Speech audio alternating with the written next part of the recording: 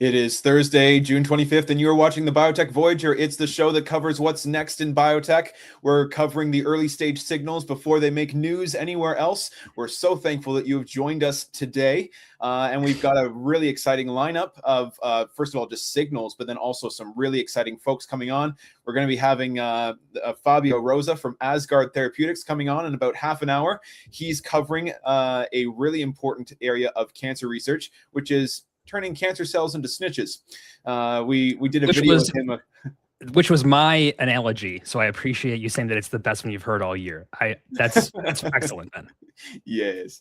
And then on top of that, we'll also be having a conversation with Carl Scholhammer of Desi Bio fame. He was at Bio all this week, so he's going to be giving us a little bit of a report on all of the happenings and goings at one of the biggest biotech conferences of the year.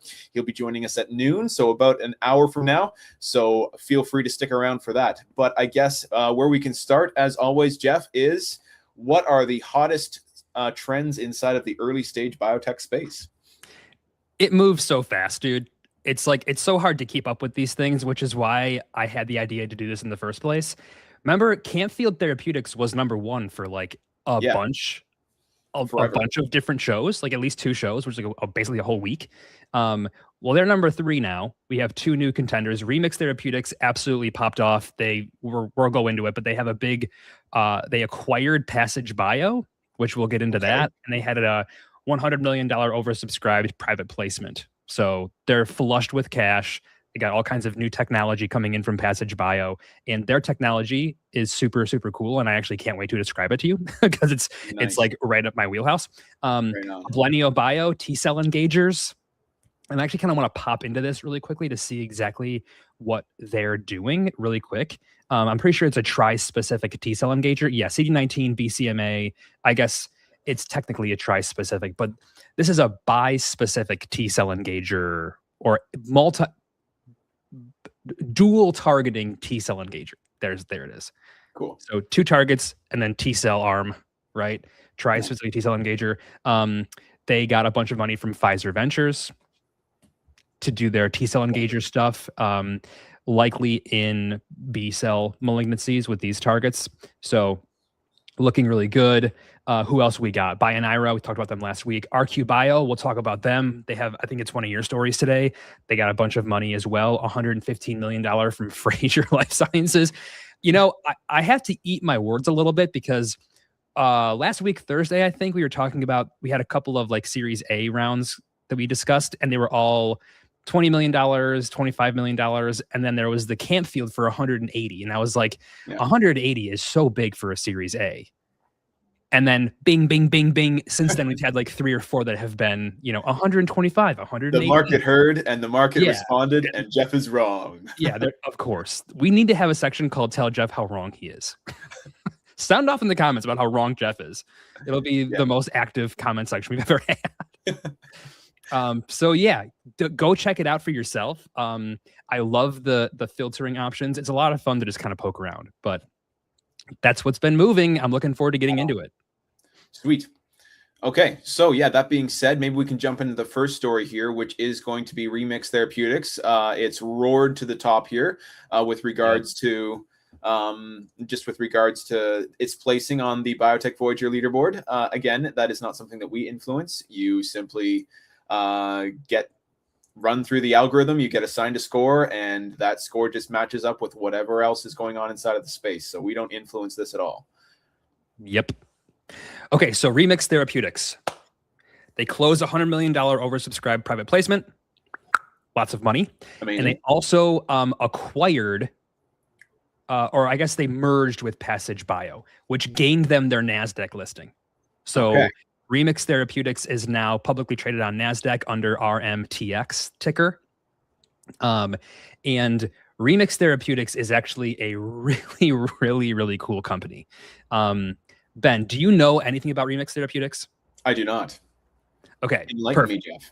So they're making small molecules for cancer right now mainly, but they've got all kinds of different programs across all kinds of different diseases because their approach is actually applicable to a bunch of different pathologies. And what they're doing is they make small molecules that influence RNA processing.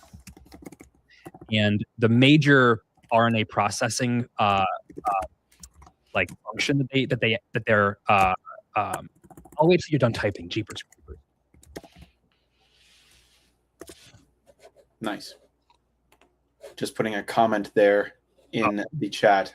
If anyone has a question, drop it in the comment. Yeah. So yes, Remix Therapeutics they make small molecules to influence RNA processing, mainly RNA splicing. Cool.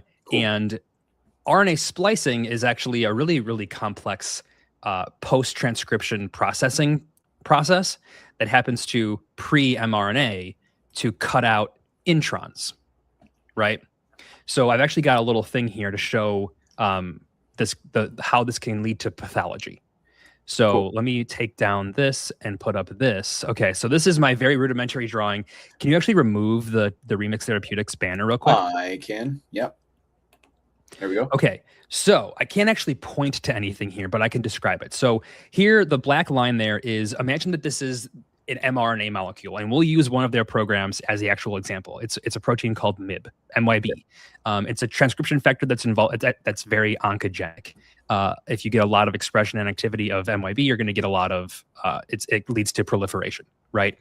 And imagine that this mRNA has 5. Those blue things are 5 exons, and then the intervening black lines are the introns between the 1, 2, 2, 3, 4, 5. The introns. The introns get cut out during splicing. So you can see the green arrow and the black arrow up above with like that little dotted line. Splicing will connect the green arrow mRNA piece to the black arrow mRNA piece, and it just cleaves that out. Yes. It turns into an intron ring, and it just gets gone, and the exons are then fused together, and you get that 1, 2, 3, 4, 5 messenger mature RNA that gets translated into the protein. Okay. Sometimes in pathology, splicing goes wrong, and you can have alternative splicing happening that can leave in or cut out exons. So I've got an example here of this red line that is connecting the green arrow after exon 2 to the black arrow before exon 4. Sure. And if that green arrow and that black arrow connect, what ends up happening is you lose exon 3 completely, right? So how could something like this happen? It seems very complicated. Why is this not happening normally?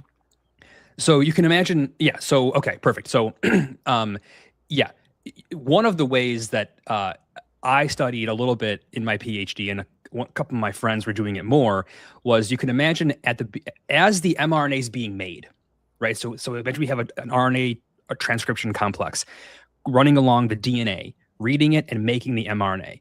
It's coming out of the RNA polymerase complex, and it's immediately being bound by processing proteins, right? If the RNA polymerase is running along at a normal speed, right? The mRNA is getting made, and as it comes out at that normal speed, the proteins can be there to bind it and protect it and begin to process it. Right. However, if the DNA, like epigenetics of the DNA is altered in some way, like DNA methylation, or some kind of thing to the RNA polymerase complex actually is like altered via post-translational modifications or whatever, that increase the rate of transcription, like the rate of elongation of the mRNA. You can get the mRNA coming out of RNA polymerase faster than normal, okay? And as it comes out faster than normal, as the green arrow after exon 2 comes out, it begins to look for an acceptance splicing site. And normally, if the mRNA is coming out at a relatively slow rate, by the time it's ready to look, the only one available is the black arrow before exon 3. It grabs it, cuts out the intron. But if the mRNA is moving very quickly and RNA polymerase is making the mRNA super quickly, as the proteins that initiate splicing bind to the green arrow after exon 2, they begin to look for an acceptance site. And if the mRNA has come out quick enough, the black arrow before exon 4 can already be present.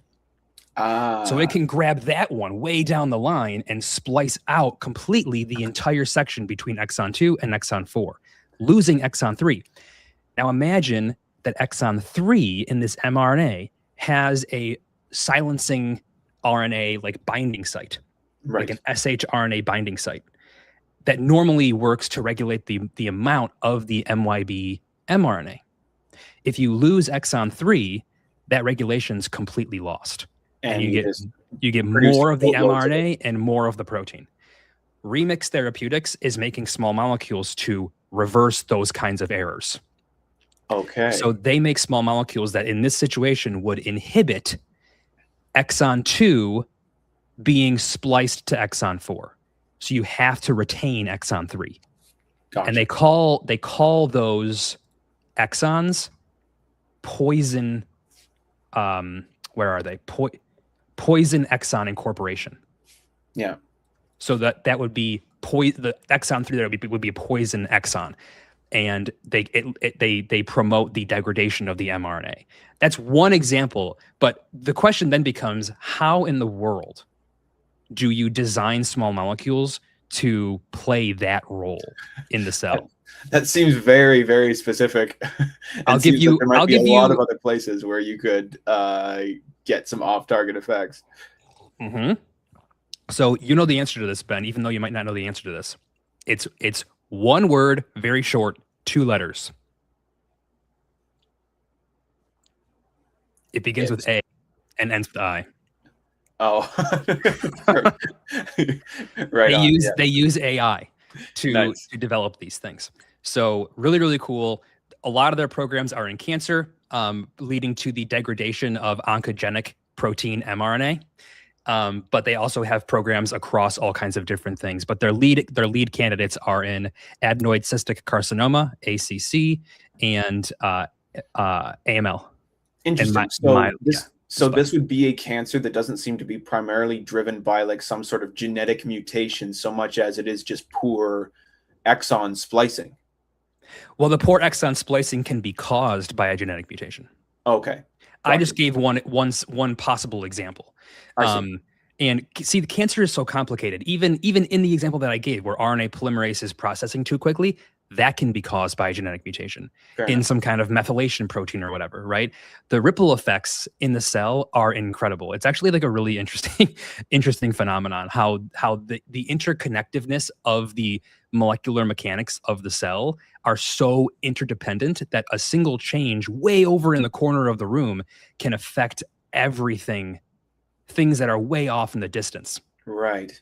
So, well, yeah, and that makes sense even if we think of it in today's circumstances, right? The analogy I always use is the cell is like a little miniature city. And you can imagine, right? Like with a traffic jammer, right? It's like 2 or 3 people miles up the road who tap on their brakes a little bit too long, and just the ripple effects down past is you get this massive snarling jam of traffic. Right. Because a couple people who are now gone caused an entire traffic jam. So there's something very similar here, right? Like, yeah, so often I think of cancer, it's like, okay, you have one particular gene and it's just getting, it's been mutated in some sort of way. And if we go back and fix that one particular gene, then that's the best way to kind of go after cancer. But actually what you're seeing here is no, actually in some circumstances, like that one gene that's mutated has such an innocuous effect that going back and trying to fix it might be over complicated. Instead, can you just go further down to the one particular circumstance where that gene is having some sort of negative consequence on an additional pathway? And that's where we come in and do some intervention. Right. But right, in an ideal world, but to understand those relationships and actually devise therapeutic strategies is just incredibly complex, which is where AI comes in. So, but that's that. Remix Therapeutics, super cool, Boston-based. Everyone probably knows them. They're kind of big. So lots of signals there.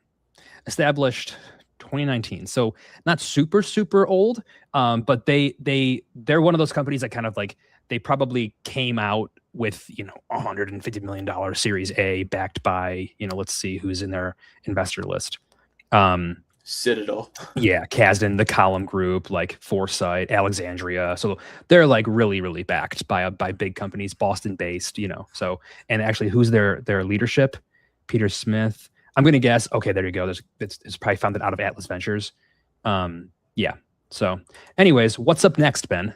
think it's on Right you. on. Yes. All right. Moving on here to Unix, Unix Unixel. cell. Yeah. I hope I'm saying this correctly. Mm-hmm.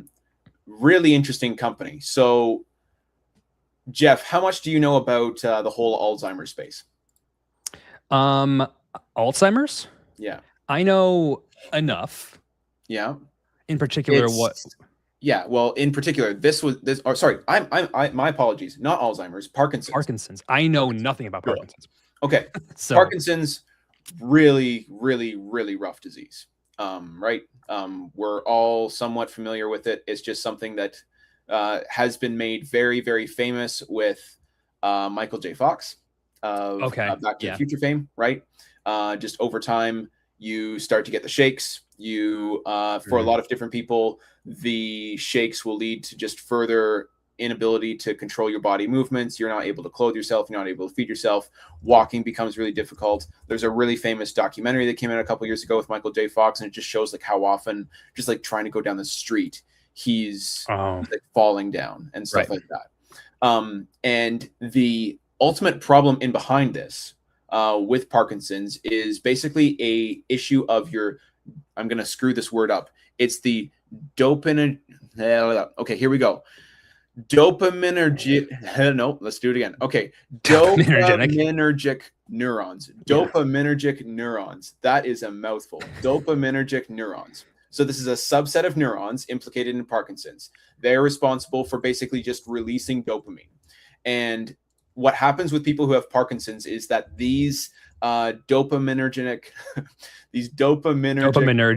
start to die. And that kind of has that butterfly effect that you're talking about, Jeff, right? Where as a result of the dopaminergic neurons starting to die, you get the shakes and whatnot. Dopaminergic. I just need to hear someone else say it. Now I'm good to go. But essentially, given that you got this like subset of these different neurons, when symptoms actually start to manifest, right? So someone notices, oh, like my fingers are starting to shake just a little bit. I can't stop that no matter what I do. Half of these neurons are already gone. Right. And the question then becomes, well, why don't you just add in more dopamine and, just kind of keep the person on a drip feed? And a really good analogy that I came across was essentially that's like your like if you imagine if you got like New York City and the power the power generation plants go down. And it's like, okay, no problem. Instead of building new power plants, we're just going to ship in batteries every single morning. Yeah, not sustainable at all. And there's all sorts of other components there. So all of that being said, this is where Unixel comes in because they got FDA IND clearance for an allogeneic iPSC Parkinson's therapy, where essentially you would have these iPSCs that get differentiated into these dopaminergic neurons. You got it. I got it. And these dopaminergic neurons. I don't know why I'm having such a hard problem. Dopaminergic. This is essentially the therapy. It's like, hey, the power plants have been destroyed. We need to go in and build some new power plants. So I believe there's two different signals here. One of them is fully autologous, where you take the patient's own stem cells, differentiate them into these specialized neurons, and another one is an allogeneic approach. But really, really interesting. And they're still at the earlier stages here, but they do have that IND now that's going to be moving forward. So really exciting application here. I really hope Michael J. Fox gets to like enroll in this trial or something. So let me get this straight. These dopaminergic cell way to flex on me like that. The dopaminergic. There you go. How's that? I'll say it like you. I'm wondering if they're like functional neurons, like proper neurons, or if they're just like neuronal like that produce and release dopamine. Because, or if there's a difference, like maybe the dopaminergic neurons in the brain normally are mainly there just to kind of sit there, be integrated and release dopamine? Good question. Okay, they are differentiated into immature midbrain dopamine neuron precursors. They get surgically transplanted into both sides of the putamen. I guess that's a component of the brain. Sure. And then they're expected to mature into functioning dopamine-producing neurons inside of the brain. Right. So yes, they aren't fully differentiated into the fully specialized form. They're basically put in, and then they're like a couple stages upstream, and then they do differentiate the rest of the way inside of the brain. Right, but then their actual function, like really, they're just kind of like a we'll call it a therapy producing factory. Right. And the therapy is dopamine, and they are kind of sitting in the brain just producing dopamine. That is my understanding. Yes. Yeah, that makes sense. See, and I think that because again, we have such a lack of an understanding of how the brain actually works, that making a neuron replacement therapy, it's like, can we even do that? Like, I get that this is more of like a, hey, we're going to make these neurons that sit there and just produce dopamine. That's their job. That seems like an achievable goal. But to produce like neurons that are going to connect and actually lead to like improved or new brain function and like thought processes, you know what I'm saying? Yeah. Do we even understand the biology enough to do that? I don't think we do. That being said, just to clarify here as well, they are not the only people going after this approach. We're also seeing companies such as Blue Rock Therapeutics, Aspen, and researchers at Kyoto University who are all going after this. Blue Rock's not going to be in the early stage biotech space yet. There we go. Yeah, Aspen. So they're another application here. Autologous iPSC derived cell therapies. Yep. Super cool. Autologous iPSC. I don't want to dig too deep into that, but I always thought, maybe I'm just like, my dumb brain is just thinking that iPSC is always allogeneic. But I guess autologous iPSC is just, take some kind of skin cell or whatever and just turn it into an iPSC, and then you don't got to worry about rejection. Yeah, I think that's the approach. If you go back up, I think it talks about that. They're like skin derived stem cells. Is it skin derived? Okay. Yeah. Nice. Oh yeah, turning on patients' own skin cells into dopaminergic neuronal precursors to replace the neurons lost in Parkinson's disease. Interesting. Yeah. This is a fascinating area of cell therapy. Yeah. Obviously, cancer is huge. It gets a lot more interesting with some of these more complicated pathways. Yeah, absolutely. Especially when you've got a bit more time. With something like Parkinson's, right? There's still urgency, but there's not quite the same level of urgency with cancer, where sadly, right, so many different people, by the time they qualify for a cell therapy for cancer, like a lot of people sadly pass away. They're just too weak for the therapy to work correctly. Yeah. With something like this, where it's like, yes, this is serious. We need to get a treatment in place. You still got that time on your side, so that there's a really high likelihood of more of these therapies reaching folks in time and being really efficacious. Yeah, that was the same logic behind who's the company from Israel doing the spinal cord regeneration? Oh, I'm going to say Morphocell, but that's not it. Yeah, Matricelf. Matricelf, thank you. Matricelf. We discussed them, I think, on Tuesday, and the same principle applies, where it's like, yes, being paralyzed from the waist down sucks. I wouldn't want to be in it for one more day if I was. However, if it's going to take 9 to 12 months to develop this matrix, neuron regeneration scaffold, 9 to 12 months for somebody who is not dying of being paralyzed from the waist down isn't that long. Now, 9 to 12 months for a dying cancer patient, that's like a death sentence, right? So yeah, I guess with these more complex cell therapies for quote unquote non-lethal and non-urgent indications, they're much more viable. Exactly. Yeah. Excellent. Well, we've got one more story here before our first interview of the day. We're going to be having Fabio Rosa on, the co-founder of Asgard Therapeutics. He's turning cancer cells into snitches, and so we'll be having a longer form conversation post the initial little video that I was able to shoot with him at ASGCT a couple months ago now. So looking forward to that. So stick around, folks. And if you have any questions for him and his approach, feel free to drop those in the comments. So yes, let's move on to our final story just before our first interview with Fabio. Yeah. So this company, I think it's called Collidy. I don't know. Have you ever heard it pronounced in person? Nope. Okay, so I'm, anyways, I'm not the one gonna. to ask today, Jeff, about how to I properly guess pronounce you're right. complicated words. You're right. What am I thinking?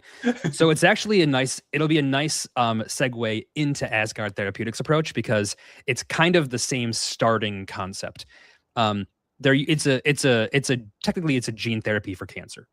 Okay, Okay, right but on. what Polity is doing is they have oncolytic viruses, which you know what an oncolytic virus is, Of course. correct? They preferentially infect oncolytic cells. Yes, they Sorry. preferentially infect and express within cancer cells, and they will cause the lysis of those cells. Oncolytic. Sorry.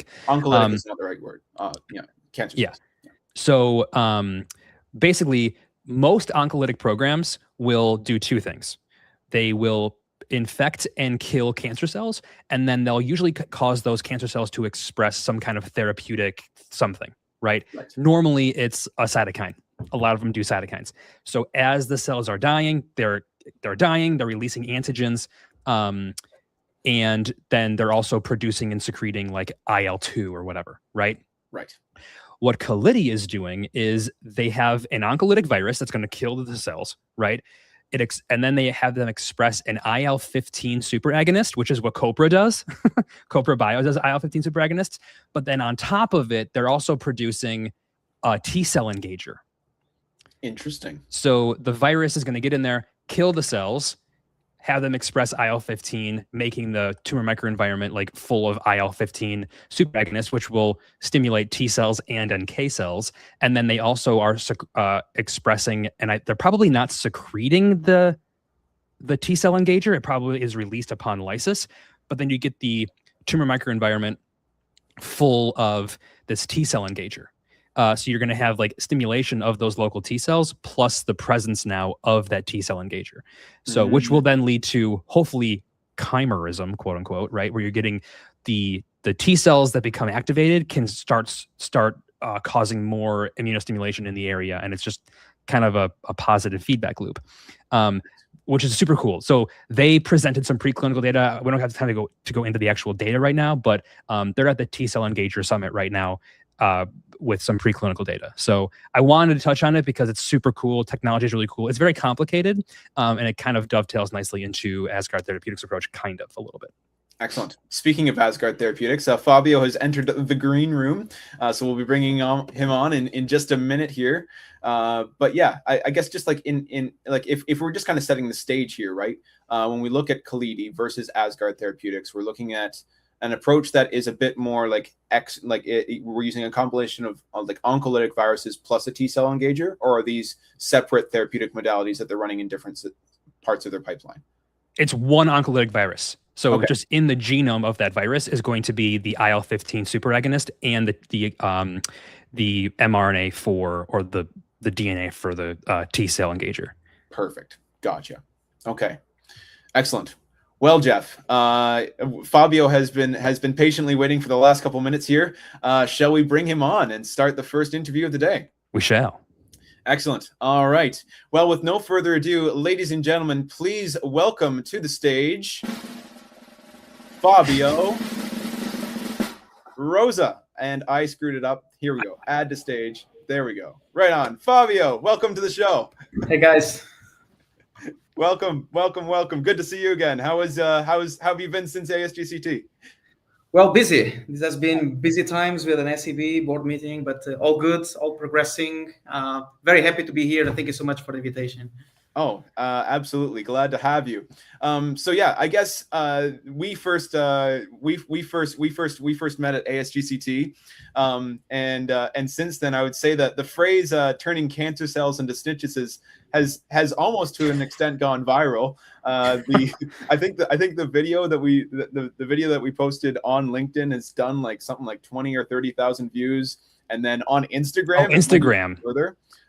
So a lot of people are now familiar with this analogy for what you guys are doing. So I guess maybe where we can start from, right, is let's elaborate on that in a little bit more detail than we're able in that initial video. Fabio, how exactly do you turn cancer cells into snitches? Yeah, so my pleasure. It's great to have the opportunity to kind of decomplex the concept, right? So Asgard is a cell reprogramming company. So really, we base ourselves in the concept that cell fate is not stable, and that we can, in the end of the day, revert mature cell fates into alternative cell fates of choice by overexpressing cell type specific transcription factors, which are proteins that bind the chromatin, modulate gene expression, and different combinations of transcription factors then are able to impose different cell fates. In a way. So what Asgard has identified is a combination of 3 transcription factors. They are called P1, RF8, and BAT3, that when co-expressed in any cell type, this can be a skin cell, can be a cancer cell. The 3 transcription factors, they go to the nucleus, they generate a reprogramming complex, so they bind at the protein level, they engage the chromatin, they modulate gene expression, they shut down the transcriptional program of the starting cell type, in this case a cancer cell, and they impose the transcriptional program of a very functionally specialized type of immune cell called type 1 conventional dendritic cells. So this is very as simple as this. It's a recipe of 3 proteins, 3 transcription factors that are delivered to cancer cells and do the job. Right on. Can I go? Can I go, Ben? So I really like the approach. I guess I'll start here. I did not expect you to say that it will work in any cell type.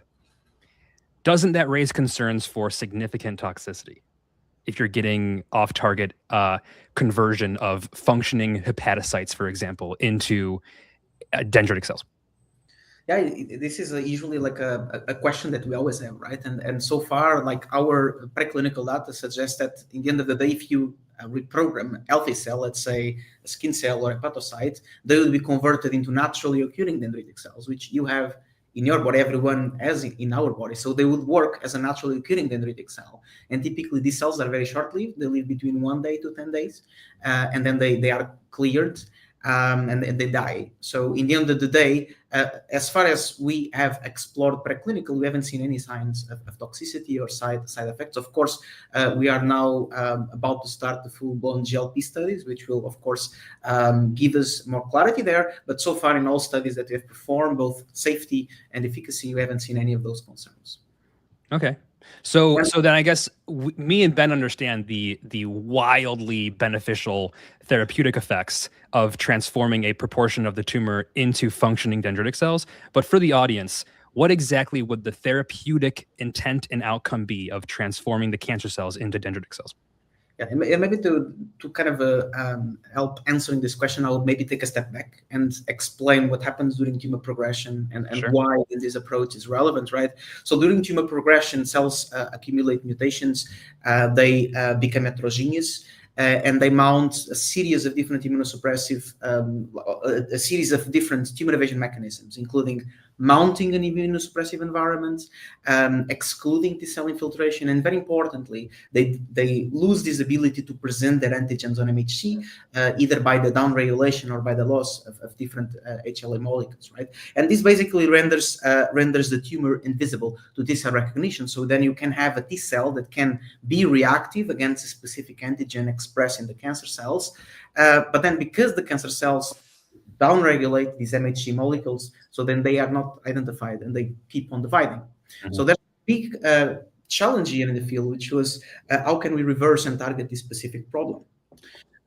So our technology aims at reversing this downregulation of antigen presentation, as we have shown that after and during this reprogramming, the cancer cells become dendritic cells. And naturally, dendritic cells express very high levels of MHC molecules, both type 1 and type 2. And these together with the induction of costimulatory molecules, with the capacity to secrete cytokines and chemokines. So before you were talking about IL-12, we have shown that our cells secrete IL-12, they secrete type 1 interferon, they secrete chemokines like XL10 that promote de novo infiltration of T cells. So in the end of the day, a cocktail of these 3 proteins, we are not just inducing expression of 3 surface proteins. So together with the reprogramming, we are inducing what we call genome-wide transcriptional program, and together with it, we have a panoply of different mechanisms, not only upregulation of MHC molecules, but also the secretion of the cytokines and chemokines that I mentioned.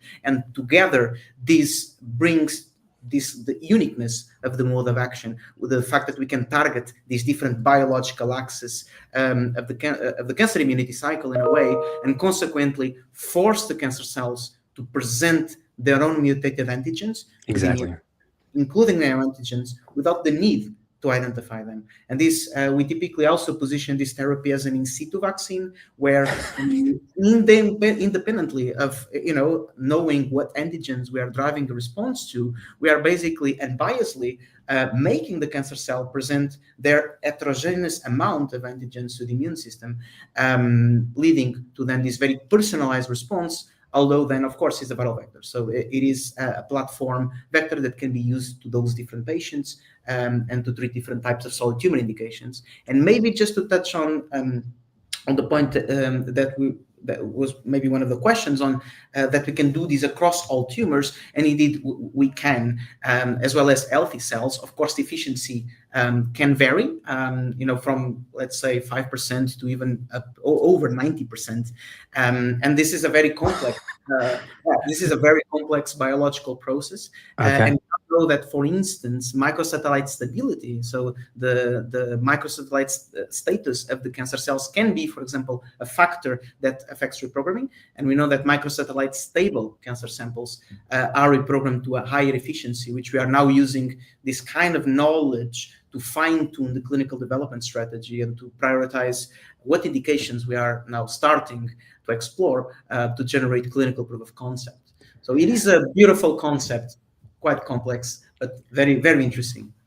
Yeah, I mean, Ben, you've heard of in vivo CAR T cells. Of course. You've heard of dendritic cell vaccines. Most certainly. Introducing the world's first in vivo dendritic cell cancer vaccine. That's I basically love what it is. Yeah. In vivo, creating these things in vivo, dendritic cell cancer vaccine in vivo. That's actually incredible. So I don't want to hog the mic, Ben, but I have one more question that's been burning on my mind. Why now? Like, what makes this possible now? We've known, we've had iPSCs for 2 decades. We've known that the cell state is plastic. We've known, how to do this for a while. So can you elaborate on why you and why now? Yeah, no, that's a great question. And maybe I can give some background on the cell reprogramming field, right? As you mentioned, iPSCs have been there for like over 20 years with a pioneering work from Shinya Yamanaka and others, where really demonstrated the possibility of sending back to the pluripotent state a fully differentiated cell type. Mm-hmm. But still, the fact that you can directly reprogram a mature, like a differentiated cell into another one comes even from earlier studies. For example, by overexpressing MyoD in the cardio field. Mm-hmm. I would say that I started together this project with Felipe Pereira, professor at Lund University, and Cristiana Pires, here, the CEO of Asgard Therapeutics, 10 years ago. It was more or less like this. And when we started hypothesizing that we could overexpress dendritic cell-specific transcription factors to reprogram unrelated cell types into dendritic cells, there was very limited studies on the immune system, on applying cell reprogramming in immune cells. So there was, for example, the work of Thomas Graf, where he demonstrated that we could reprogram skin cells into macrophages or myeloid-like cells. But the purpose of all the studies in the field of direct reprogramming by then was to generate cells for cell replacement therapy or regenerative medicine. So the ability of using cell reprogramming to modulate immune responses was not really there yet. And this, I think, maybe the step forward that we together have done by bringing the field of cell reprogramming to the field of immunology by generating a functional immune cell type that can actually make a difference for the treatment of solid tumors in this case. So I would say that this was kind of the main step forward, was to bring the field into oncoimmunology and to generate cells that can have an application for cancer therapy. Okay. Cool. So then was it your group, I'll just call it, who discovered the proper cocktail of transcription factors, or was that known? Has that been known? No, it was not known at all. So as I mentioned, like we started this project from the scratch, so there was no knowledge on how to reprogram that, how to use direct reprogramming to induce the dendritic cell fate. And the group of Filipe Pereira, me as a lead author together with Cristiano Pires, so we were the first ones to describe this, and this was in the end the first evidence that direct reprogramming could be used to modulate immune responses, and that's why we are now surfing the wave, bringing this new type of therapy for cancer for the first time. Yeah. Phenomenal. Well, folks, for anyone who's watching online, if you have any questions for Fabio, feel free to put them in the chat and we'll get to them as soon as we can. But I guess like another question for you then, Fabio, just kind of going back into the archives of your mind here. You guys kind of first discovered this cocktail, and now you're testing it out, trying to figure out if this is going to be an efficacious route for a therapy. Was there like one particular aha moment where you're like, oh shoot, we've got something pretty cool here? Yeah, I think there was like different moments like that. I would say the first one I always remember when I'm discussing internally. So this was because I started this project when I was a master's student, right? So Filipe Pereira, which was starting his lab for the first time in Portugal, he moved from New York to Portugal, and yeah, I was starting a master project, which was very challenging. And Filipe was very straightforward to me, this is quite challenging. There's limited number of studies demonstrating that we can reprogram cell A into cell B, but is a very interesting project and we'll give it a go. And I still remember we were using reporters mouse embryonic fibroblasts from mice where only dendritic cells express a red fluorescent protein, TD2. Okay.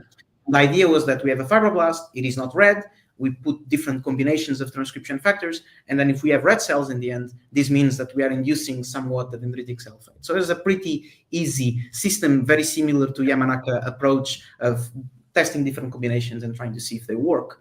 And I still remember this the first time I was kind of doing the first experiment selected, by aleatorily, not really aleatorily, but 4 combinations that I was very confident that they would work. And 3 days after, I was looking just, in the microscope, looking for the red eye, thinking, okay, I'm not going to see anything, but I need to check. And suddenly I just started seeing red cells there, combinations from nowhere. And I was just like, I was, as a master student, it's like a new thing. You don't know if you're really looking at cells and if it's out of fluorescence. I still remember running to Cristiano's, which was eating cake outside of the lab. It was like, I think we have red cells. I think it's working. So my first thought would be whatever transcription factor that I put in here is obviously activating that promoter independent of the dendritic cell phenotype. I'm going to guess that you controlled for that.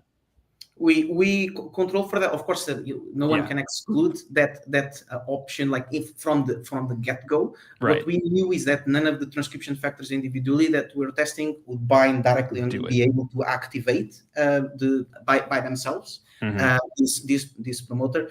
But then, of course, we performed a series of phenotypic transcription or functional kind of studies that then really build on the ability of these 3 transcription factors to impose this fate that is functional in the end. So this was, I think, the moment for me that I mostly remember as a whoa moment. So, I'll be honest, Fabio, I'm known for just like ragging on lab work. I got out of lab. I was a scientist as well, PhD. I loved the science, hated the lab work, but I will say there's not many things in the world that can give you that same feeling where you look in the microscope or you see your Western blot and you see the result that you want. And it's like, okay, it was all worth it. All those sleepless nights, the 3 years of planning and to get this little, here's my red cell. We got it, right? There's nothing quite like that, especially in science. Definitely. And, the comparison you're making, even with a Western blot, the thing is that you are sure that you should, if you at least follow the protocol and use an antibody that is validated, and you should see, the protein a bit more intense, a bit less intense. Then it changes. In this case, was really like the expectation was quite low, quite low. So yeah, just to say, definitely this whole moment will stay in my mind for some time. Yeah. And then the cynical nature of scientists is usually like, I messed something up. Like, this is definitely like an anomaly or an artifact of one of my mistakes. Yeah, I initiated immediately another experiment. Yeah. Of course, right? So right. Right on. Sorry, I jumped that sound on you, Fabio. Cesar's in the chat. He's like, yeah, Ben was waiting for that. I was with bated breath. I was like, sweet. Excellent. Well, if anyone else has questions, feel free to put them in the chat. So yeah, Fabio. So what was the year that you started first working on this? So 10 years ago. So this 10 is years. Yeah. So 2016. Yeah. Excellent. So you're a master's student. You've been working on this over the past 10 years. Then you guys were kind of leading the field here. So when did Asgard spin out to become a therapeutic company? Yeah, definitely. Like maybe telling the long story short. So we in 2018 I started my PhD in Portugal, and 2 months after, Philippe told me we are moving to Sweden. So then we moved to the north of Europe. We went to Lund. We published the first science immunology paper, which was the cover of that issue. Oh, nice. With a red cell. Oh, no way. Really? That's so cool. That's cool, man. That's cool. Yeah. So, I've got another media for asset for that. Here we go. Yeah. That's really cool. So this was in 2018, December, somewhere 4th, 5th of the month. And 2 days after, we established the company. So it was immediately after. Of course, we were already talking with different investors, including, for example, Novo Holdings, where we knew a set of different investors there. And so this was when we started. We started in December 2018. We stayed in the lab mostly in the first 2 to 3 years, using grants to de-risk the technology and to demonstrate efficacy. Then in 2021, we closed our seed round of investment, which was co-funded by Novo Holdings, Boehringer Ingelheim Venture Funds, and Industry Fonden in Sweden. And this really allowed us to build our labs in Lund, still in a zone that we call Medical Village, in incubator, Mile Incubator, where we really had access to kind of all the standard lab equipment, flow cytometer, and etc. So everything that you need in the beginning to have low upfront costs of investment from a laboratory like perspective. So during that year, we selected the lead. Those years we selected the lead program, and then we raised the Series A round of funding, which was with the participation of the existing investors, but co-led by RV Invest and Johnson Johnson Innovation, which was a 30 million euro round, which we are currently in. And the purpose was really to go all the way through the IND enabling studies, and to be able to dose patients in the beginning of K3 next year, which is now kind of the goal that we have. Currently, we are fundraising Series B, which then is with the purpose of funding the clinical development up to clinical proof of concept for this first in human type of therapy. And now we're very much looking forward for the interactions with investors that we already had and that we will continue to have. And our goal is really to bring dendritic cell reprogramming into patients and to really bring these differentiated assets to the oncology field and to help patients in need. So that's really the motivation. Nice. Yeah, I love to see it. Well, there's one question in there that got answered, because I was trying to figure out how is it that someone in Portugal is developing a company and it's called Asgard Therapeutics, but learning now that you moved to Sweden, that makes a whole lot more sense. And then I feel like at that point, like Novo Holdings is like contractually obligated to invest in any company that's got like a Norse reference in it. No, but we had a good contact with João Ribas, like in Novo Holdings. But also I can tell the story about Asgard and the name, because I think maybe not everyone understood.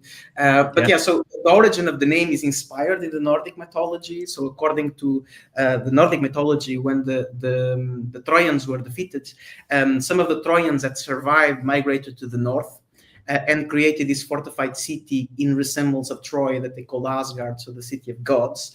And Asgard, in the same way that the 3 co-founders, myself, Filipe Pereira and Cristiano Pires, were in Portugal and migrated to the north, we decided to create this company, Asgard, to bring new hope for cancer patients, and that's kind of the background story of the name. So very much Nordic mythology inspired. We need to absorb that as now living here in Sweden. Nice. Gotcha. Love it.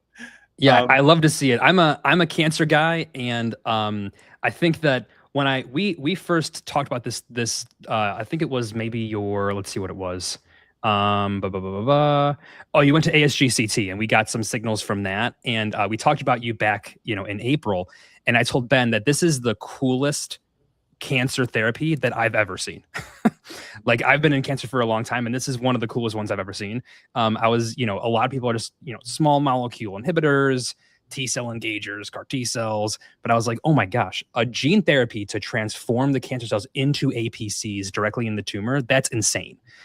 So I love it.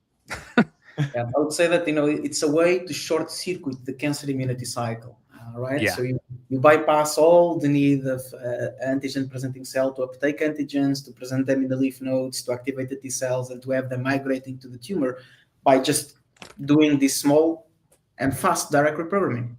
So on that, I have a super nerdy immunology question for you. Have you done any kind of phenotypic studies in mice where you can see these reprogrammed dendritic cells leave the tumor and go to draining lymph nodes to prime T cells there?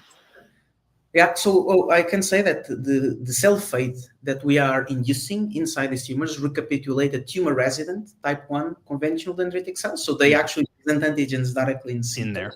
Mm-hmm. And now there's a set of papers, most in the revision, implicating the CDC1, so the cell type we are inducing, on the induction and maintenance of immunogenic tertiary lymphoid structures and of course main drivers of anti-tumor immunity.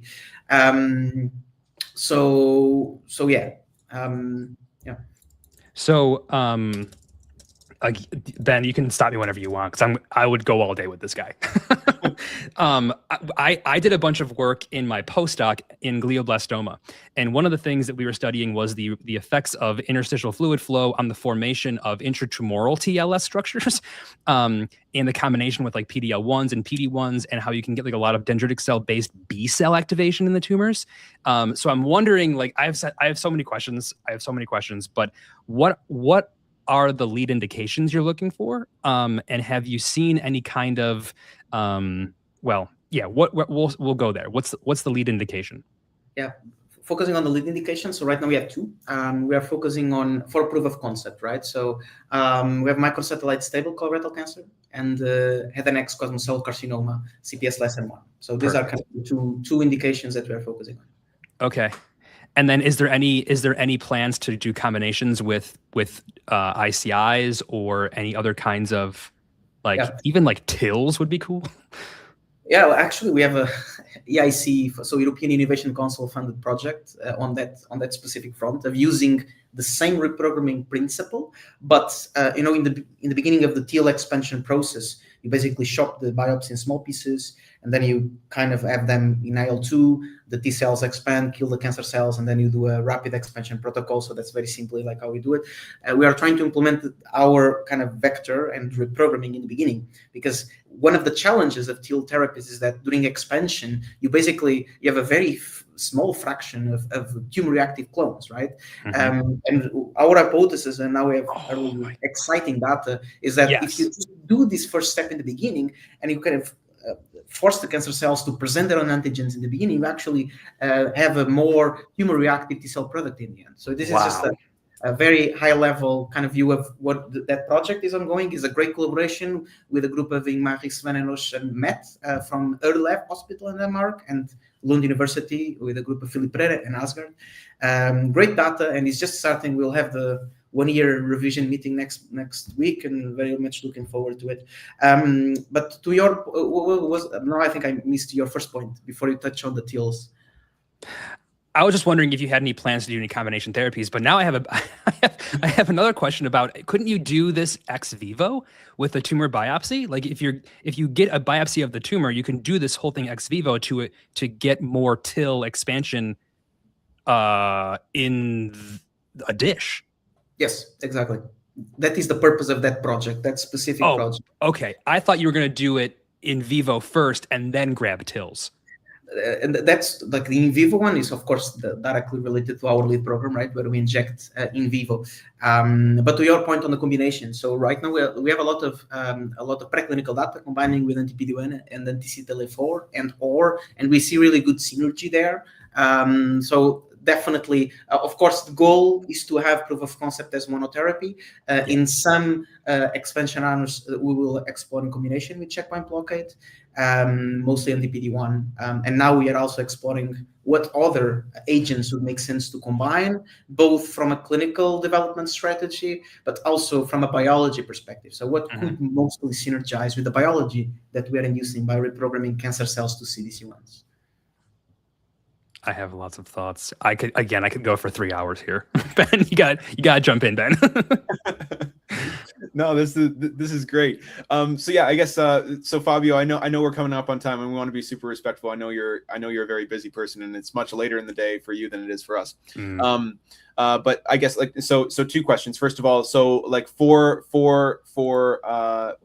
Asgard Therapeutics itself, what should we be on the lookout for next? What are you guys working on right now, aside from obviously like pushing towards those IND enabling studies? Yeah.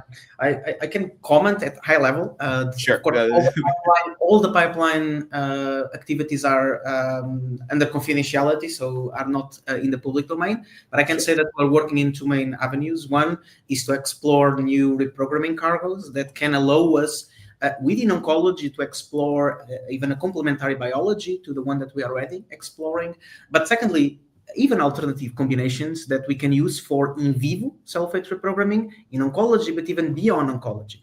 And I'll just keep it like at that level. Ooh. And secondly, we are working on the delivery modalities that we use for our reprogramming cargo. You are very much aware of the in vivo CAR T as we already discussed in the beginning. So you have RNA LNPs, you have viral vectors. So there's different ways, different pros, different cons. And I think it depends on the biology and on the cargo that we are inducing. So what we are doing at Asgard is also creating optionality on the delivery and demonstrating that we can deliver transcription factors and reprogramming factors and induce cell-fate reprogramming by using different agents, viral and non-viral.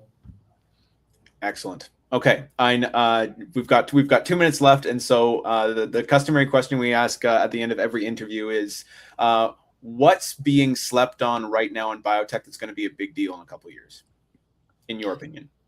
Well, I think one key field is the field of in vivo cell engineering, and I think maybe this is a common kind of answer, but I really feel that the in vivo CARs will make a big difference. My question there is like, who is going to survive there? Because in a field with so many alternative modalities and alternative ways of always introducing the same CAR and the same targets, I have questions on how this will be progressing, especially with the amount of investment that we have seen in the past 15 months or 16 months. So maybe this is not super positive, but it's exciting. Dude, you have no idea. Jeff and you are about to become best friends. Ben, we finally get a cancer immunologist on the show, and he agrees with me entirely. What do you know? I've been saying the exact same thing on my soapbox for like a year. Fabio, the exact same things. We are in line. Yeah. Excellent. Well, Fabio, again. Sorry, that is going to be on the liquid tumors, right? Because I think on solid tumors there's still a lot of road to walk, and I'm sure we'll see some exciting stuff. I see some early signs there on bringing ex vivo or in vivo CAR Ts to solid tumors, and I think that transition for me will be interesting and important to follow. Yeah. Just 100%. to finish. Yeah. Fantastic. Fabio, thank you so much for coming on the show. We really appreciate your time. We will be looking forward to further announcements as they come out. But yeah, we wish you all the best, and we look forward to when we'll see more from you. Thanks so much for your time. Thank you for having me. Have a great day. See you later. Thank you for coming once again. Yeah. All right, Jeff. There you go. You finally found another cancer immunologist too. Indication. He said the exact same things that I've been saying. That's like literally my exact gripes. Yeah, especially in solid tumors. Yep. Okay, I'll leave it at that. if we just look here, in a couple of minutes, folks, we'll be having Carl Schulhammer on over on the West Coast to give us a little bit more overview on everything that's happening at Bio and what has happened. He was there earlier this week, so we should be expecting him in the next couple of minutes. But just in the meantime, while we're making some time, let's just kind of. Well, no, I was thinking, Jeff, like, let's just kind of go look at Asgard Therapeutics in a little bit more detail, just in case anyone's missed what's going on there. Yeah, so I think I just heard a pop. You did. I did. Excellent. I do see Carl in the green room, so we'll bring him on in just a moment. Perfect. Yes. I mean, so yeah, let's just go to move on here. Excellent. Well, I've got to do a better job this time of bringing him in. Okay. Ladies and gentlemen, with no further ado, please welcome Carl Schulhammer to the show. All right. Oh my goodness, that was amazing. we try. I'm 1 for 2 today. I was gonna say you must have missed the earlier introduction because it didn't go as well. Or Fabio, he was shut out. It was totally on me. Well, I love the drum roll. Hopefully, I can live up to it. Excellent, Carl. How you been? Good. To see you having me. I'm getting over sleep deprivation from Bio, and now shock and awe of the Biotech acquisition by Merck. I mean, huge things. That. Yeah, Did that happen this morning? Yeah, just this morning. Merck's acquiring Biotech for $11+ billion. Oh, is that all? Yeah, that's it. Yeah. Mm-hmm. Oh, okay. I must have missed. Yeah, we gotta. Okay, I have some reading to do later now. Yeah, I mean, you all have been busy too. You all have been busy too. Wow. But yeah, so lots going on. Excellent. Well, yeah, maybe we can get into that in just a little bit. But yeah, I guess in the midst of all that sleep deprivation, Carl, anything in particular that stands out from kind of your big takeaway from Bio? Yeah, Bio was terrific. I mean, I spent 2 days there, running around. I mean, at a high level, good to see that the market, I think, has rebounded nicely. It's not pandemic boom years.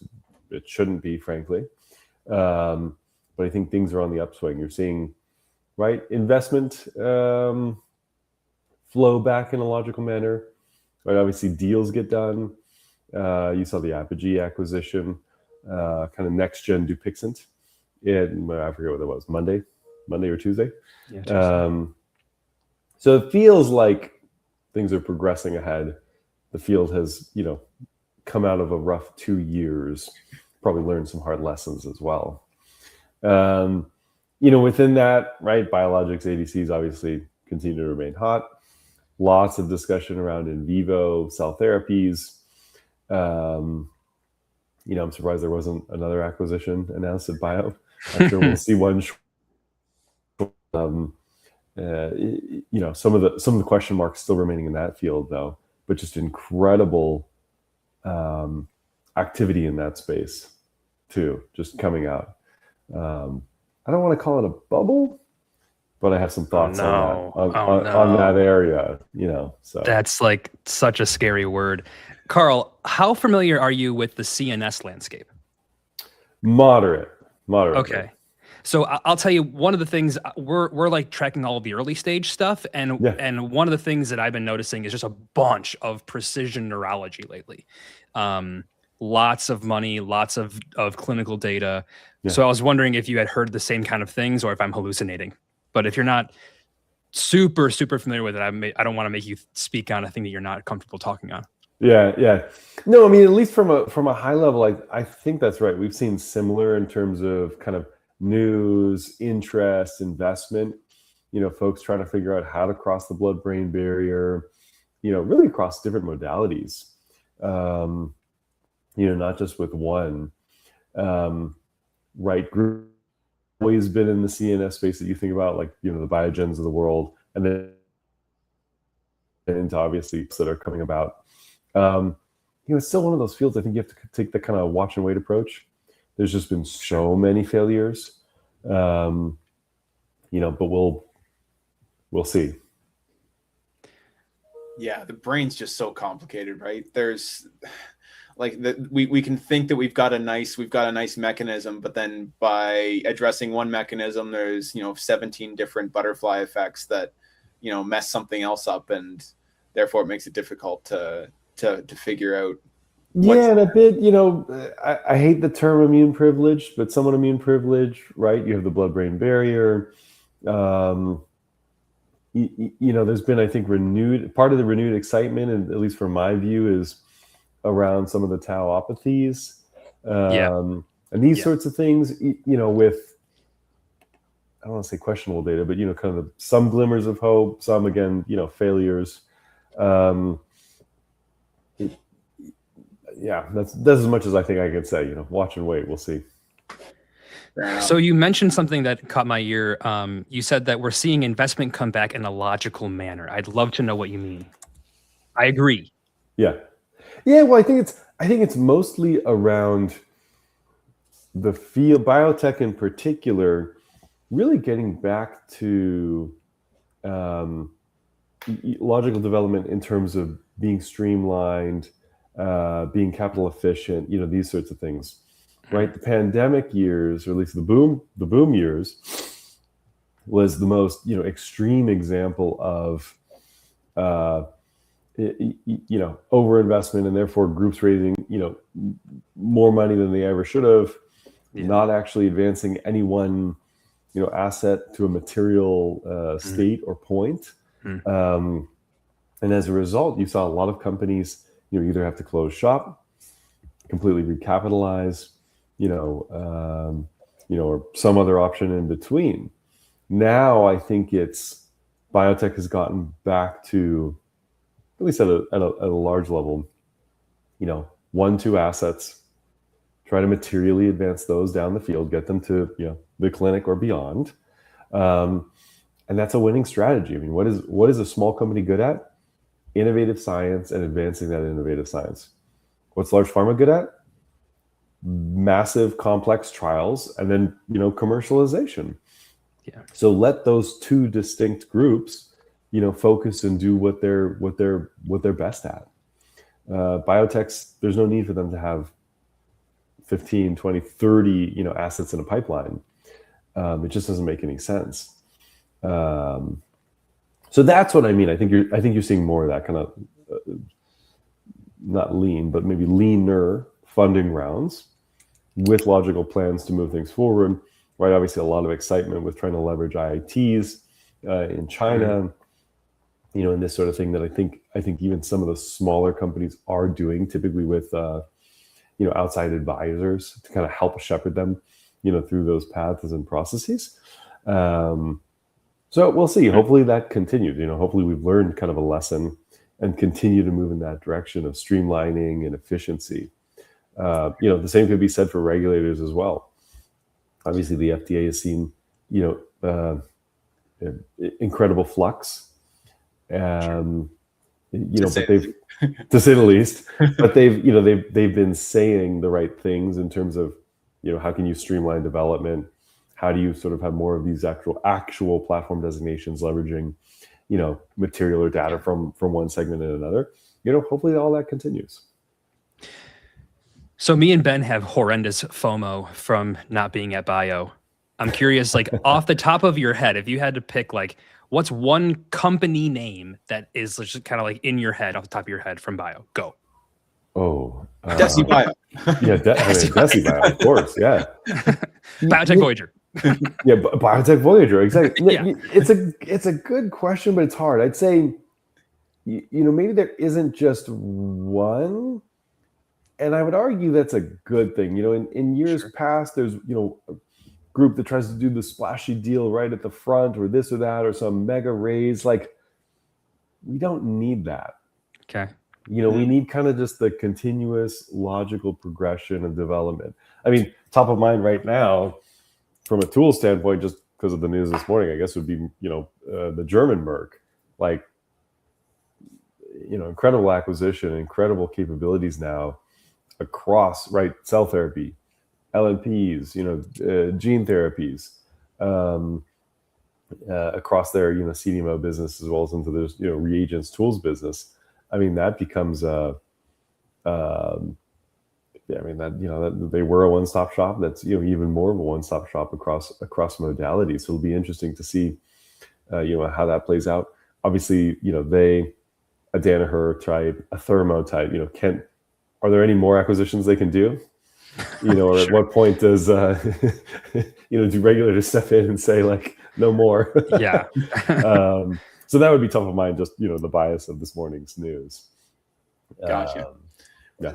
So yeah, I guess like just from the kind of like the geography landscape as well. Obviously, China is top of mind.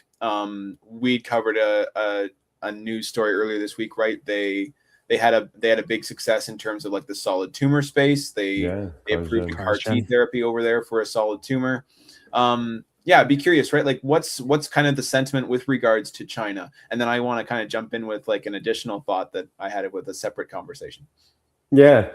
I mean, everyone, it's sort of top of mind for everyone, both from a looking at, assets that are being developed and originating in China, as well as a, sort of regulatory path of how can you leverage, those frameworks to get, human data as fast as possible. In years past, I think people looked maybe a bit skeptically at data out of China. Now, I mean, every large pharma is more than happy to, take a very serious look at those assets. Most large pharma have, specific boots on the ground, scouting teams, looking for assets because, again, it goes back to the efficient development. Do you want to license something from a U.S. biotech that's still preclinical and has had, 50 plus million behind it to date and is still preclinical? Or do you want to license something that's, spent, single digit millions, has human data, out of China? Kind of easy answer, I think, in my opinion. And then again, obviously the regulatory, framework. It's difficult, though, I think, for a lot of companies to try and access, that regulatory pathway. I mean, if you're just a smaller company, you don't have specific boots on the ground. I mean, it might as well just be a black box for you, to try and navigate that and do that. I think that's why you've seen a number of, ironically, kind of startups or companies, pop up to basically help, ex-China companies, run IATs, facilitate those, do those sorts of things. And I think you've heard, moderate success with those. Biotech's leveraging those to actually get into that geography, actually be able to run trials there. So I don't think that's, slows. I think that will continue. Again, large pharma will always be happy to license, a good asset that has had, that didn't burn an incredible amount of money getting to where it is. And again, if you can streamline your development, get human data earlier, that will continue to be interesting. We'll see what, with the sort of the geopolitical landscape, if any of these pathways get, cut off, or slowed for one reason or another. But at least for now, everyone is, all eyes are on China, I'd say. So I'm a bit naive. I understand the concept of this, obviously, and I understand like the geopolitical tensions there. What is the risk? We had a very early stage company on last week called Copra Bio, Kopra, and he's doing his phase ones in China, and it's a team of like 2 guys. And immediately in my American brain, I'm like, no, but then I'm like, why not? Right? Like what is like the at least theoretical risk of running a phase 1-2 in China? I don't think there is one. As long as you're doing it in one of the, the large, central hospitals and with a good investigator. I mean, I think, with really novel material, right, there's still kind of the high level concerns of, IP risk, sending material to China, this sort of thing. I think those sorts of tensions are easing. But outside of IP concerns, again, it's logistical. If you can undertake that and actually, find the right investigators, do those trials? I don't think there is one. The global regulators are figuring out how to apply that data, whether you can use it or not.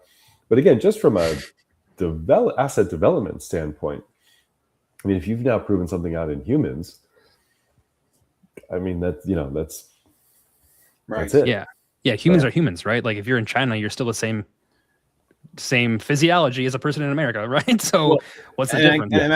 I imagine it's a little bit different from potentially other industries too, right?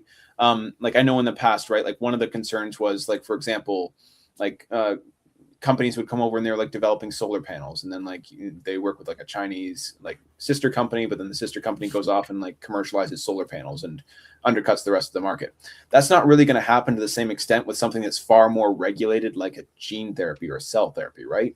Because ultimately you're going to develop your data over there. But then if you want to re-enter the biggest market in the world, you're probably not going to be able to do that if, like for example, we use the example of Copra Bio, some sort of other Chinese company like takes the technology and tries to then commercialize the same therapeutic with the FDA in the US, probably isn't going to fly to the same extent, right? So you've got a bit more like there's less of an incentive to do it compared to maybe some of the risks that were in other industries historically. Yeah, that's probably true. I mean, right, consumer good, consumer electronic, I mean, you can just start selling it effectively. A drug, obviously you can't do that. I will say on the research tool or capital equipment side of life sciences, it is a bit similar to that. Still, you hear every once in a while, stories of groups potentially doing work there, and then the product being potentially copied and sold. We've heard groups seeing we'll say a consumable based model with a capital equipment. They suddenly will see these massive orders, 6-7 figure worth of consumable orders to like a private residence somewhere in Texas, let's just say. And there's no record of, I mean, certainly, right, no private residence should be doing science, but there's no record of that private residence even owning one of the pieces of, the boxes. And you're like, well, if you track it back, it's because it's some shell company, planning to ship that back to China for a company that, knocked the system off, and then we'll just be selling the consumable as their own, for example. Things like that. You still hear of that. It's less, but you hear of that. Yeah. So Carl, what I hear you saying is that I shouldn't be doing CRISPR on my cat anymore. Look, that's between you and the cat, right? Informed consent. Yeah. Sorry, Sprinkles. Gotta cut it out. All right. If your cat has high cholesterol, you might want, right? Hey, there you go. Get him a GLP-1. That's right. So just on that note of kind of like the whole geopolitics there with APAC, one note I did hear from someone that was really interesting was apparently South Korea has what kind of made a little bit of a splash at bio as well in terms of like their biomanufacturing build out, but also from the regulatory side, from what I understand, they are in the process of building out a competitor to the IIT in China, such that you have like one major clinical site, which is Seoul. You've got all of the universities, all of the clinical test centers. You've got a big patient population. And also they would be able to coordinate a lot more nicely with the FDA for transferring that data back. So that's something I heard. It's like, well, there might actually be a competitor kind of right on China's door with regards to these different regulatory pathways that have grown in such popularity due to their efficiency and lower capex. I hadn't heard about the regulatory path piece, but certainly, I mean, South Korea has, incredible industries there, the likes of Samsung, SK, at Bio in the exhibit hall, there's massive, South Korea, I don't even know what you call it, like delegation, booth, exhibit area. SK had this massive booth on the central, main drag, if you will. Right. trying to really move upstream beyond legacy manufacturing, where I think they've been historically quite strong, now into a bit more of kind of the actual discovery, earlier development type work as well. That wouldn't surprise me. I mean, I think most geographies could move in that direction. I don't think it's controversial at all to say that in the US, for example, we've always taken a very very cautious approach to risk, right? Is there room in US regulatory frameworks to allow for more risk, allow companies to go faster, but while still adequately protecting patients? Absolutely, Sure. No question. So I think it's only a good thing, if more of these geographies are advancing pathways like this. Excellent. One other thing, I was at Bio last year, and one thing that was just kind of crazy that I'd be interested to see how things have shifted given geopolitical tensions this year is kind of like the Middle East. I remember last year, Abu Dhabi and Saudi Arabia just had these crazy massive booths. I think Saudi Arabia had like a double-decker booth. They had like a boardroom upstairs in their booth. I had never seen that before. Just curious, what the representation was like there this year, with regards to the whole Middle East situationship. Yeah, I mean, very similar. I mean, again, it's really an interesting and compelling vision to watch of, right, a geography that has certainly unmet need from a genetic medicine standpoint. Certain genetic diseases are quite prevalent, across either ocular or other indications. So you have sort of a built-in market, built-in capabilities from either a manufacturing standpoint. So they continue to really push on the vision of making it a manufacturing hub. I think it makes tremendous sense, again, given you have a built-in market. So right, if they produce or create manufacturing centers of excellence for specific assets or modalities that in particular address some of the diseases of highest prevalence across the region, across MENA, I mean, you basically have a built-in customer. And then if you're a farmer, pharma. I was like, here we go. Yeah, not a farmer.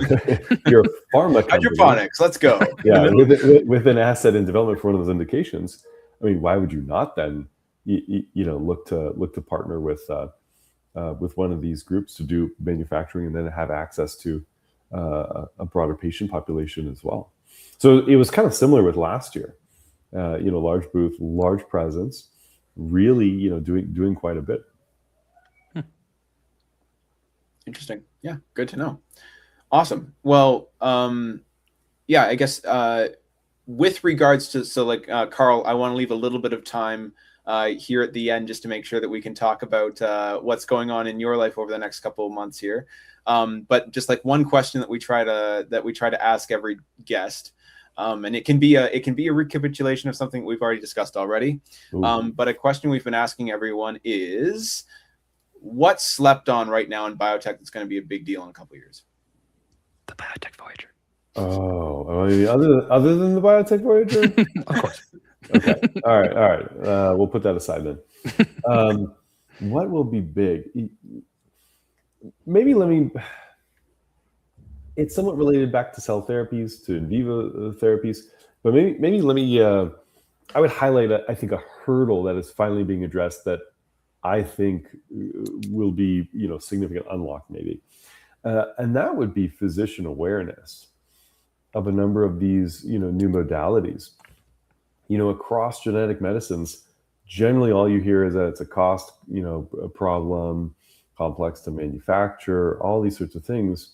You take ex vivo cell therapies as the poster child for complex and expensive to manufacture. But why are cell therapies not being used? I think it has absolutely nothing to do with cost. It has absolutely nothing to do with complexity, cost, any of those things. It comes down almost exclusively in my mind, to access and physician awareness. The industry has done a very poor job communicating with physicians, making them aware of these, incredible breakthroughs. When you look at physician interviews, not everyone is aware of cell therapies, other genetic medicines. They don't always, trust and realize that they're kind of ready to go. They think they're a little bit still, science projects, these sorts of things.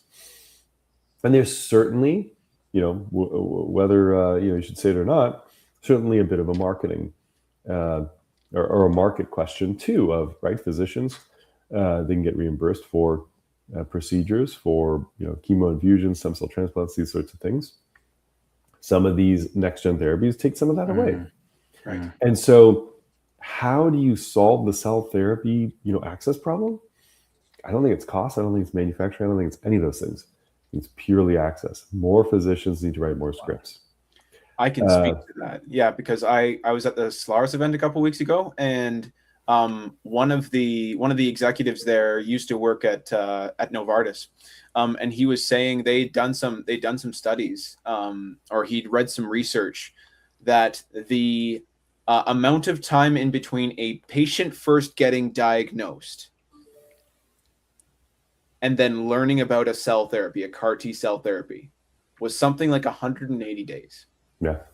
And so we focus so much on can we get the 14-day manufacturing down to 7 days or 2 days, when in reality the biggest delta here is just the lack of patient awareness, and that real challenge with doctors not fully understanding what's going on with a cell therapy. And so increasingly, Tom Whitehead was there as well. He was talking about the patients that he's talking with. They are learning about cell therapies themselves via the internet, or by playing around with ChatGPT, and then going to their doctor. And the doctor isn't the one who's telling them about it first. It's the patient who's finding it out for themselves. And so that's a huge issue that needs to be rectified inside of the space. That's right. I mean, you look at the production costs today. I mean, if someone was on a cell therapy first line, and I think we'll eventually get there, a couple indications at second line now, finally. Yeah. But even at that, if you paid the production cost, payers would save money instead of having these patients go through 3, 4, 5, 6 lines of therapy in and out of the clinic ahead of getting a cell therapy. So I think it's wholly awareness, access.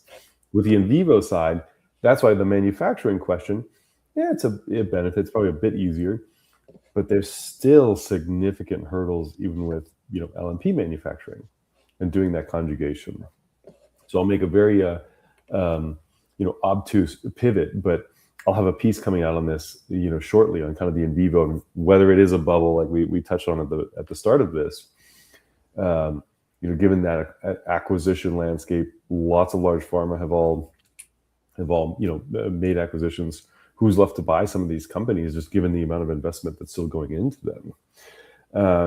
So I'll have a piece coming out in the shortly on that, and then in conjunction related to cancer research, I'm doing Luke Timmerman's Timmerman Traverse in the Sierras in August. Which, if you care about cancer and you care about cancer research, the entire thing is a massive fundraiser for breakthrough cancer research, funding incredible fellows and incredible research through the Damon Runyon Cancer Research Institute.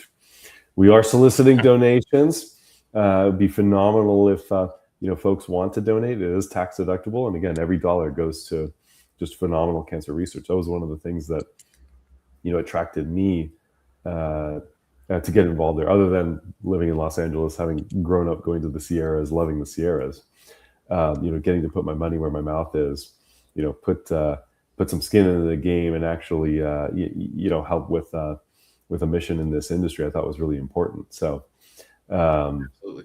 You all can maybe send out the link. The link's, Yes. available on my For LinkedIn sure. and plenty of other places. But Luke Timmerman has just done a phenomenal job setting up these traverses over the years. Has raised, I don't know, probably tens of millions of dollars now for cancer research overall, the different trips he's undertaken. So I get to, finally go on one myself coming up here in August. Right on. Well, yes, we want to get that out in front of everybody. Definitely a great cause, and and worthy of your donation, irrespective of tax deductibleness. Come on, guys. Do it for the love of the game. I will say I have a couple of different like personal incentive levels. One of which is I will be wearing a tracker, and so you can watch me live on the hike. Watch me struggle. I'm already. You are see if my Carl, dot slowly moves or if it stops. I'm already watching you live. Okay. You don't gotta worry about that. Exactly. So we have a couple of different incentives. Bad or good. I'm not above washing cars and washing windows. All right, Nice. In a bikini? Swimsuit. Sure. What's the difference, right? That's the mega diamond tier of donation. That's the elite tier. That might be. People might be paying me not to wash their car. I will contribute to that fund. That's good. Excellent. Well, Carl, thank you so much for your time. We really appreciate you taking me. the time in the middle of well, I guess the beginning of your day to let us know how bio has been going, and you'll look forward to following your Timmerman traverse. Excellent. Really appreciate it. Good to see you both. Thanks for having me, and good luck. I love the Voyager. Right on. Thanks. I appreciate it. Tell your friends. Guys.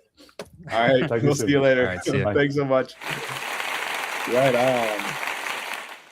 Excellent. Okay, Jeff, back to it then. The leaderboard. Where are we on the leaderboard here? What do we got? About the bio conference that neither of us were at, and we had a boatload of FOMO over.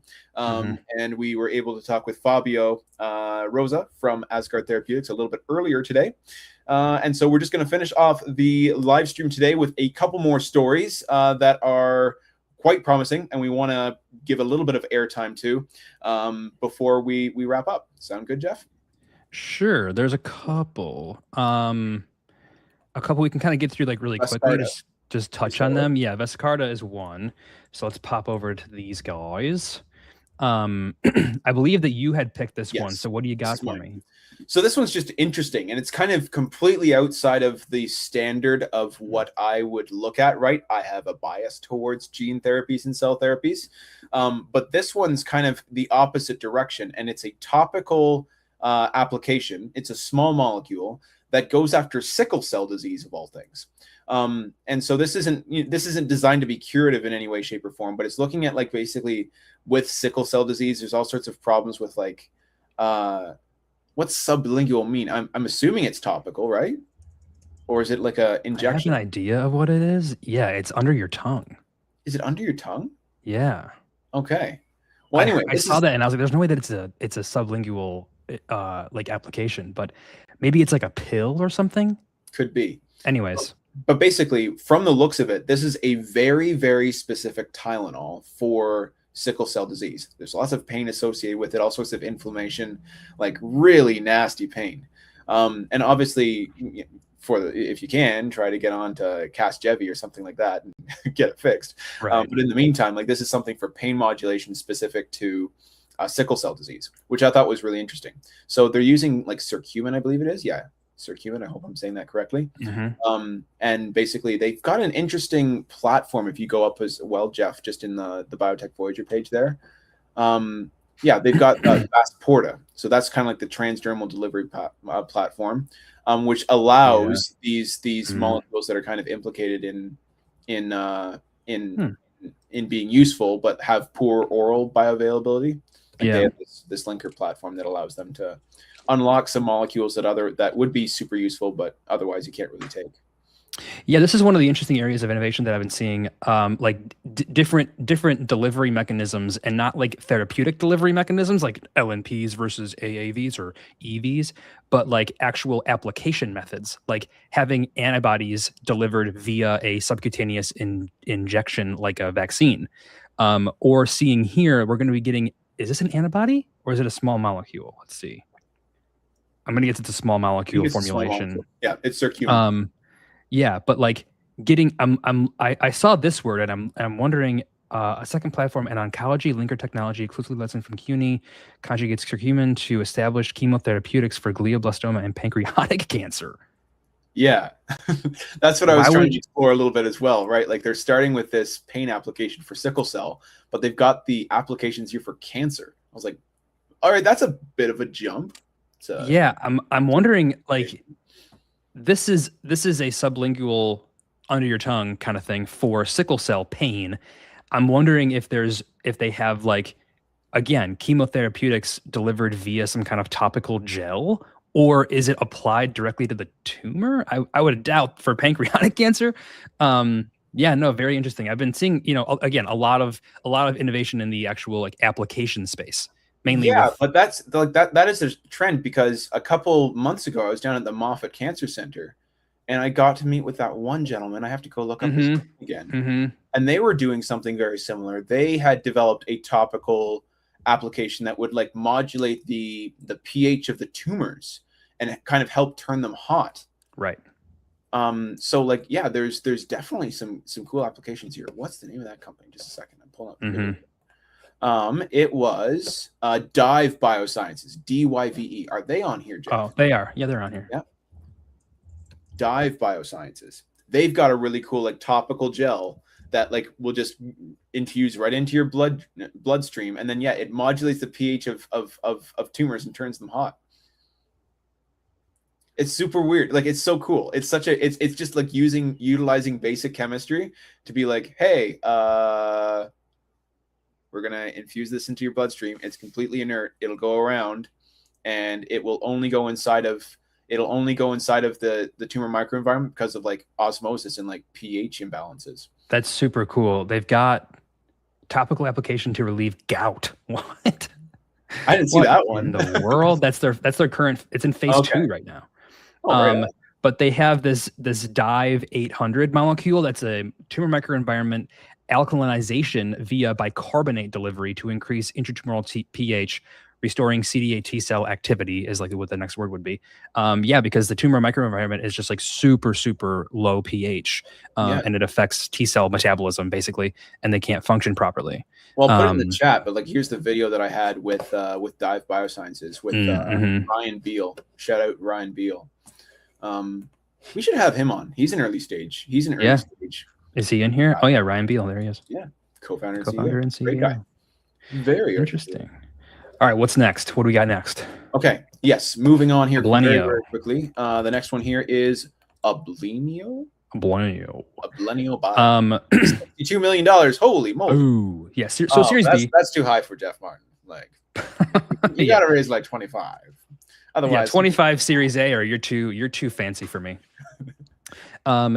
Yeah. So from Pfizer Ventures, I just want to kind of like go over their approach, because again, I like to see this kind of stuff, innovation in areas that have been, not seeing a lot of innovation. So by dual targeting T cell engagers, I'm going to guess that we have the asset down here somewhere. No. Okay. So refractory. Oh, for autoimmune disorders. That's interesting. That actually makes me less excited. So here, yeah. Why would you need? I'm always confused. I'm obviously missing something here, because why would you need to have a dual targeting T cell engager for autoimmune disorders? I get that, like, yeah, you could. Oh, I know why. Why, Jeff? I know why. Tell me why. Because BCMA stands for B cell maturation antigen, and it's mainly present on plasma cells. Plasma cells are the things that actually create the antibodies, right? So in autoimmune disorders, you have the generation of autoantibodies made from plasma cells. CD19 is expressed on plasma cells, also expressed on like B cells, which you can think of as like the precursor to plasma cells, I guess. But BCMA is also expressed highly on plasma cells and not very much on B cells. So a BCMA CD19 targeting CAR T cell would be targeting both the populations of like the quote unquote plasma cell precursor B cells and also the mature plasma cells. So that actually makes a lot of sense. Normally when I see a dual targeting T cell engager, it's for cancer and it's to prevent antigen escape, but you wouldn't get antigen escape in autoimmune disorders. But that's not the play. The play is to get both populations of like antibody producing cells. Okay. In a sense. So yeah, really cool. Pfizer Ventures on board, $62 million Series B. They're probably going into some kind of clinical development here. Let's see. Presented preclinical, partnered with Leeds Biolabs. Yeah, so they're definitely pushing towards clinic. I wonder if they have any clinical data here. Not yet. Let's see what this thing thinks they're in. Preclinical. Yeah, so they're going to be pushing into clinic here, I'm going to guess, in autoimmune disorders. So keep your eye on Ablenio Bio, and it will help validate the idea of depleting both populations of B cells and plasma cells for autoimmune disorders. Right on. Last but not least. Last but not least, indeed. Oh, definitely not least. Yes, the biggest. I feel like we've got almost did like the TVPN thing here, and just we've got to find the gong. Here we go. $115 million, led by Fraser Life Sciences. Shout out Fraser. $150 million Series A. So again, just proving Jeff wrong once again. I mean, the thing too is though, the worst take in the history of Jeff's bad takes. More money is bad. More money. I mean, sometimes more money, more problems. Exactly. Yeah. Yes, exactly. So yeah, I mean, really interesting to see a lot of this lately, like a lot of $100 million plus Series A's coming in, which Carl mentioned. He's seeing a lot of capital infusion back into the industry in a logical way, which is a really nice way to put it. I'm glad that he said that, because we are affected by that as well. Obviously, we work in early stage biotech. So what are they doing? I see influenza.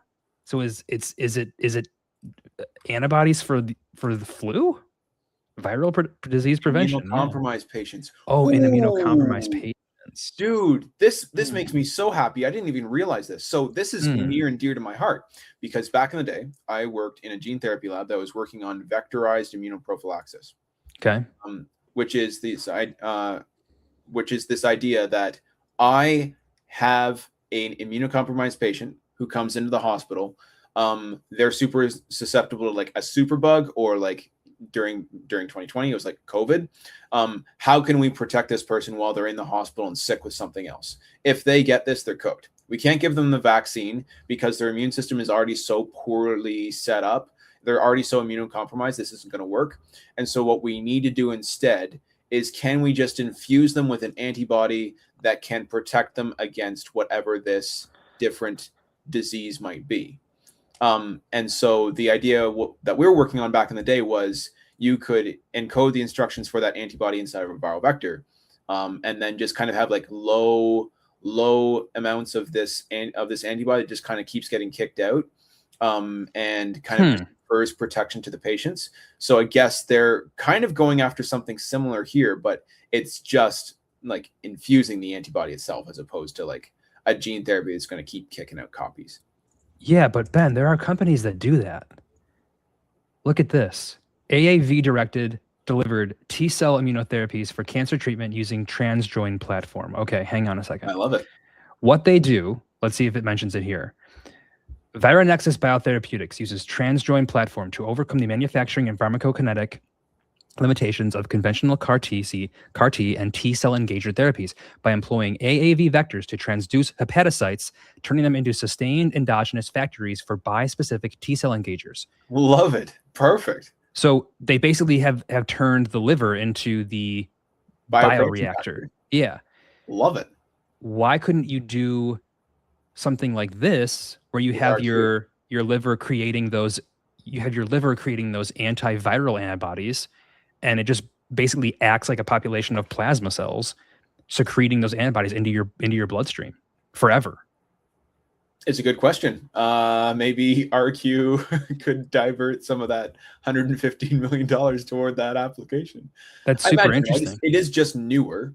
It's a novel approach. It's unproven compared to just making an antibody. It's a more difficult, like it's more arduous maybe, and for going down the antibody path straight up, but it's more known. Hence why you need that larger. Yeah, but if companies like Vironexus, oh, sorry. No, go ahead.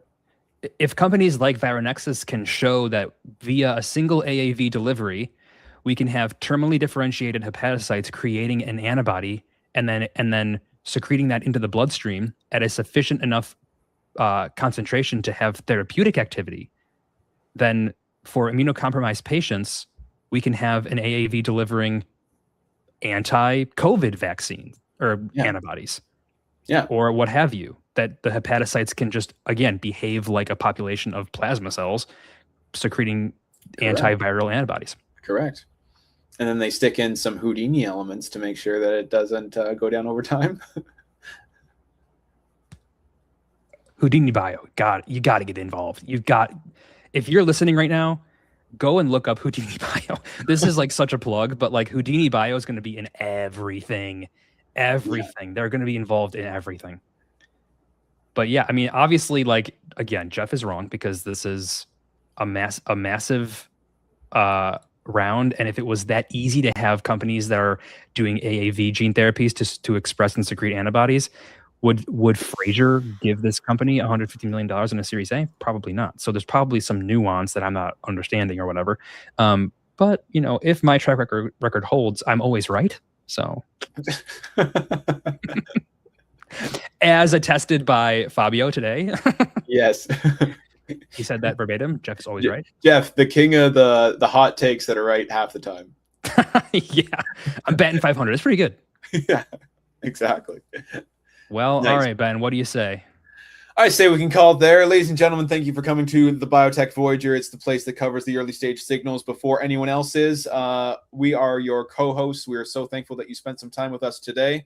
And we look forward to doing a show again next week on Tuesday. We're just wrapping up now, but had some amazing interviews today with Carl Scholhammer, giving us a little bit of a background on everything that happened at Bio, and also Fabio Rosa, the co-founder of Asgard Therapeutics that is turning cancer cells into snitches.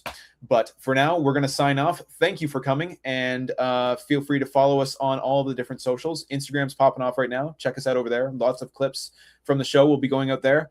LinkedIn, obviously, that's probably where you found us and where you know us from. Also X, we're starting on X. Oh wait, there's a comment here right at the end. Just a second here. Would love to hear what you guys think about Trained Therapeutics sometime. It's a company targeting bone marrow progenitor to activate innate immune cells.